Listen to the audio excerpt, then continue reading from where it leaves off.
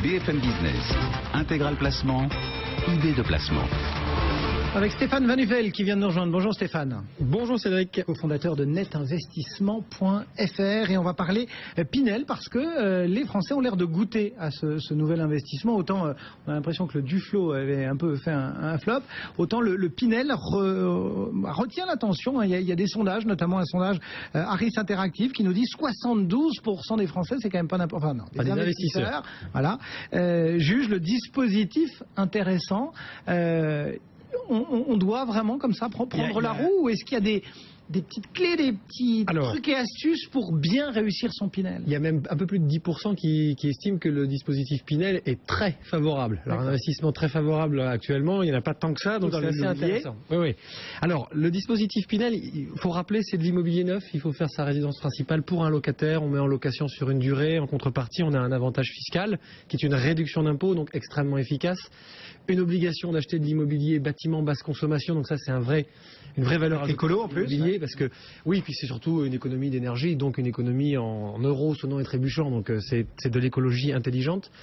Donc automatiquement il y a un attrait, mais il faut faire très attention à ne pas se tromper de cible. Voilà. C'est-à-dire qu'en fait, aujourd'hui, quand vous regardez un peu ce sondage, mais même c'est une variable réelle qu'on a nous sur le terrain, entre guillemets, depuis qu'on a vu arriver le dispositif Pinel à la place du dispositif Duflo, c'est que les gens sont revenus vers l'immobilier neuf. Maintenant, il faut qu'ils y reviennent pour les bonnes raisons. Voilà, c'est quoi justement les bonnes raisons de revenir sur de l'investissement locatif? Bon, je fais le bashing en 10 secondes. Surtout, ce qu'il ne faut pas faire surtout, c'est se tromper. On est dans une politique de taux très bas. Donc les gens se disent, il faut que j'achète, il faut que j'emprunte, il faut que j'emprunte, il faut que j'emprunte. Après, ça va remonter, On oublie.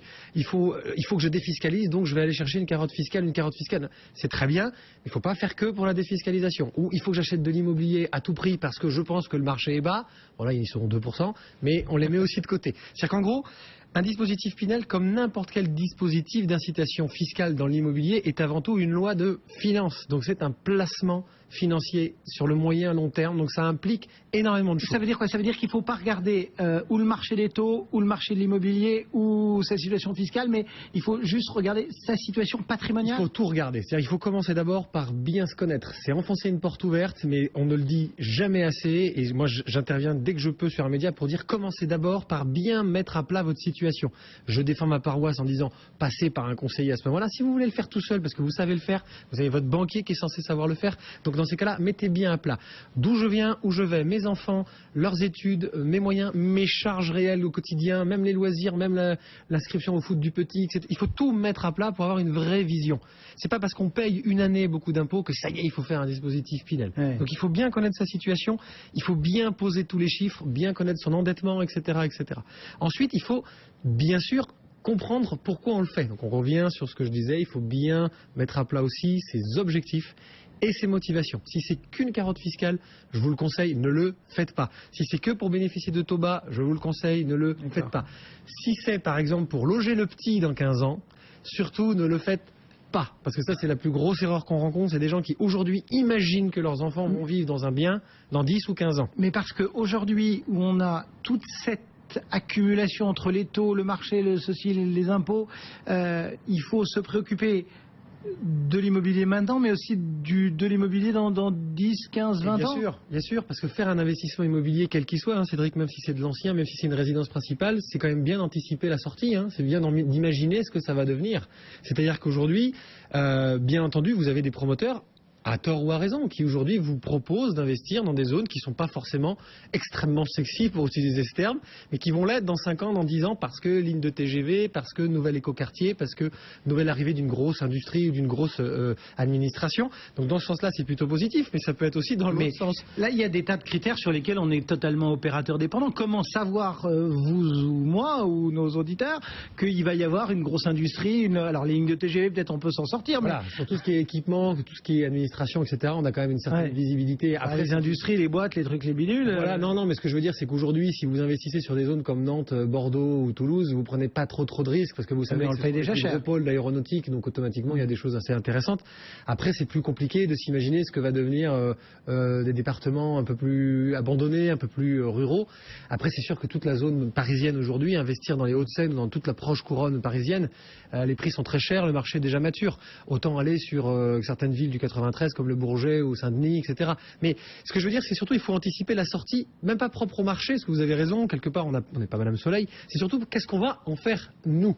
C'est-à-dire, si j'achète un bien immobilier et que je m'engage sur une dizaine d'années pour avoir une défiscalisation, si je me retrouve dans 10 ans avec un bien qui va générer des revenus locatifs, qui vont accentuer à nouveau ma fiscalité, qu'entre-temps, comme j'ai passé 10 ans dans ma carrière, je paye plus d'impôts, parce que théoriquement c'est plutôt exponentiel, voire même je suis assujetti à l'impôt sur la fortune. Enfin, plein de choses auxquelles on ne pense pas, parce qu'aujourd'hui on se précipite, mais c'est aussi important d'anticiper, même si, comme vous avez dit, il y a une chance sur 100 que le scénario que vous avez imaginé se révèle être le bon. Et donc, on peut imaginer faire du roulement, enfin, je veux dire, rentrer aujourd'hui dans un Duflot, dans un Pinel, pardon, pour dans 8, 9, 10 ans en sortir pour repartir sur... C'est exactement ce qu'on nous apprend et ce qu'on explique à nos clients, c'est que théoriquement, alors là c'est aussi quelque chose qu'on espère, on aimerait que les conseillers en gestion de patrimoine, comme ça se fait dans les pays anglo-saxons, accompagnent des familles et que donc aujourd'hui... C'est des familles office quasiment. Les CGP quelque part sont souvent des questions de génération.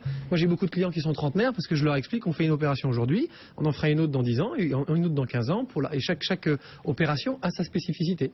On en revient donc aussi à la base de la base, il faut choisir le bon emplacement, c'est ça? Il faut choisir, oui, alors attention, c'est là où il y a les très gros pièges. Choisir le bon emplacement, le plus gros piège qu'on rencontre. C'est ce qu'on dit toujours pour l'immobilier. Vous savez qu'aujourd'hui vous avez... Un peu la maxime. Alors les chiffres sont pas très précis, mais moi j'ai regardé un petit peu ce week-end parce que je voulais m'amuser à avoir un chiffre, mais grosso modo un peu plus de 50% des gens en France vivent approximativement là où ils sont nés ou là ils ont passé une grosse partie de leur enfance, leur adolescence, leurs études. Donc en fait on a une espèce d'attachement extrêmement affectif aux zones où on vit. Et que naturellement, 9 fois sur 10, quand je rencontre quelqu'un, il me dit je veux faire un investissement immobilier, quel qu'il soit, là où soit je vis actuellement, soit là où j'ai grandi. Et donc on a automatiquement un jugement qui est extrêmement perverti. Vous voyez ce que je veux dire ? Il faut un œil extérieur pour trouver le bon emplacement. Très très attention. Donc il faut d'abord regarder la zone où on va investir. C'est pas l'emplacement lui-même, c'est vraiment la zone économique. Et il faut avoir un œil très pragmatique, c'est-à-dire investir pour des raisons purement financières, purement de marché, purement d'activité, purement de démographie. Pas du tout parce que on aime, on y vivrait ou parce qu'on a l'impression que c'est sympa. Il faut faire très très attention à ça. Et c'est là qu'on va écarter des idées reçues. Faut surtout pas investir en loi Pinel à Paris. Ça n'a aucun intérêt d'investir en loi Pinel à Paris. C'est plus intéressant d'investir dans beaucoup de villes de province de taille intermédiaire parce qu'il y a beaucoup plus de choses intéressantes à faire. Donc le maître mot, c'est de se projeter, quoi. Se projeter en dehors de sa situation personnelle du jour, se projeter dans 10 ans, dans 15 ans. Si je vous dis oui, vous allez me voir venir, c'est qu'en fait il faut facilement aller voir son banquier, son assureur ou son conseiller en gestion de patrimoine parce que c'est plus facile d'avoir un œil extérieur qui va automatiquement vous rappeler à l'ordre. Il va poser les bonnes questions. Bien sûr, quand il va vous dire attention, vous êtes en train de vous poser une mauvaise question. Ouais. Stéphane Van Nuvel pour ces quelques clés sur l'investissement Pinel. Merci beaucoup Stéphane, bon retour. Cofondateur de netinvestissement.fr. Le CAC, moins 0,15 tout de suite. On jette un œil sur l'actualité.